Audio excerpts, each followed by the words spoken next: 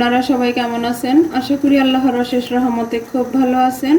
আমিও আলহামদুলিল্লাহ ভালো আছি। তো আজকের রেসিপি একটা ইউনিক ফুলকপি ভর্তা। এই ভর্তাটা থাকলে আর কিচ্ছু লাগবে না। তো এর জন্য লাগবে আমার প্রথমে ফুলকপি। এই ফুলকপির এই যে 10টা ফুল আমি নিয়ে নিছি এরকম, আর একটা মিডিয়াম সাইজের আলু, একটা টমেটো, আর 5-6টা রসুনের কোয়া। এখন এই যে এর জন্য একটা ফ্রাই প্যান বসাই দিছি চুলাতে, চুলাটাও জ্বালাই দিছি। দিয়ে দিব 1 চামচ সরিষার তেল। বিসমিল্লাহির রহমানির রহিম। এখন দিয়ে দিব আমি ফুলকপিগুলা, আর চুলার আঁচটা আমার মিডিয়ামে রাখছি। এরপরে দিয়ে দিব আমি আলুগুলা, দিয়ে দিব রসুন। আর আজকের এই ভর্তাটা একেবারে সহজ, এর চাইতে সহজ কোনো ভর্তা হয় না, কিন্তু খাইতে গরম ভাতের সাথে এত টেস্টি। বাসায় বানিয়ে অবশ্যই দেখবেন। এই শীতের মৌসুমে ফুলকপি টমেটো সবারই হাতের কাছে পাওয়া যায়, তাই না? তো এখন আমি এটাকে ঢাকনা দিয়ে ঢেকে দিব। ঢাকনাটাকে আমি এখন উঠাই নিব। এই ঢাকনাটা দেওয়ার কারণে টমেটো থেকে পানিটা উঠে আসছে। এখন আর পানি লাগবে না এটাতে সিদ্ধ হওয়ার জন্য। এই পর্যায়ে দিয়ে দিব আমি স্বাদ মতো লবণ, আর দিব 1/2 চা চামচ হলুদ গুঁড়া শুধু। এই যে একটু কালারের জন্য, কালারটা হলে সুন্দর হয়।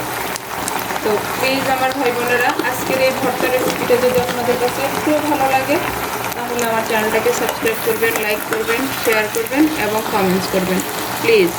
এখন আমি ঢাকনা দিয়ে সিদ্ধ হওয়া পর্যন্ত অপেক্ষা করব। ঢাকনাটাও খেয়ে নেব।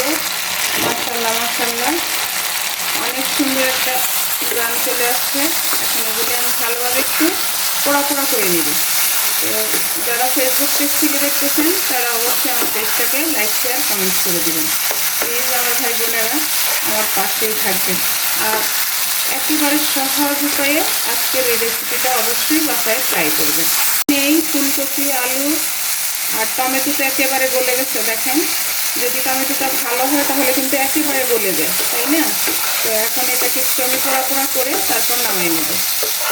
যে পোড়া পোড়া করে ভাজা হয়ে গেল, এখন আমি এটাকে নামাই নিব। নামায় বাকি প্রসেসটা করব। এই যে দেখেন, নিয়ে আসলাম আমি ফুলকপি, আলু যেগুলি একসাথে ভেজে নিলাম, টমেটো আর রসুন, আর এখানে নিয়ে নিলাম আমি 2টা পেঁয়াজ কুচি আর 4-5টা শুকনো মরিচ।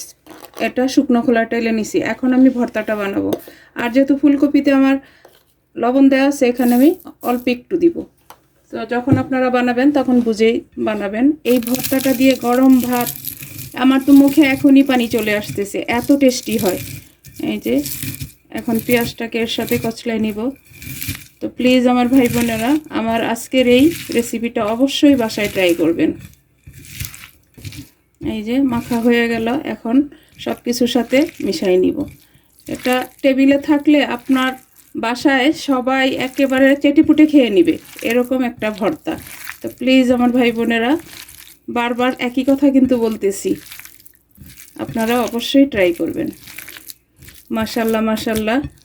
আর এখানে আমি আর সর্ষের তেলটা দিব না, যদি আপনারা চান তাহলে দিয়ে নিতে পারেন, যেহেতু আমি সর্ষের তেল দিয়েই ভেজে নিছি ফুলকপি, আলু, টমেটো। এই পর্যায়ে দিয়ে দিব আমি 3টা ডিম। এখন আমার এই ডিমগুলা দেশি মুরগির, যার কারণে একেবারে ছোট ছোট, এই জন্য আমি 3টা দিলাম। যদি আপনাদের হাতের কাছে দেখেন কুসুমটা কত সুন্দর কালার, যদি হাতের কাছে আপনাদের এই দেশি মুরগির ডিম না হয়, ফার্মের মুরগির ডিম তো বড়, ওটা আপনারা কম বেশি করে দিতে পারেন। দেখেন, আর এই ভর্তাটা বাচ্চা বড় সবাই খাবে। মাশাল্লাহ মাশাল্লাহ, আমি তো এখনই বসে যাব খাওয়ার জন্য, এত সুন্দর একটা গ্রান আসতেছে। এখন এই পর্যায়ে দিয়ে দিব 1 মুঠো ধনেপাতা।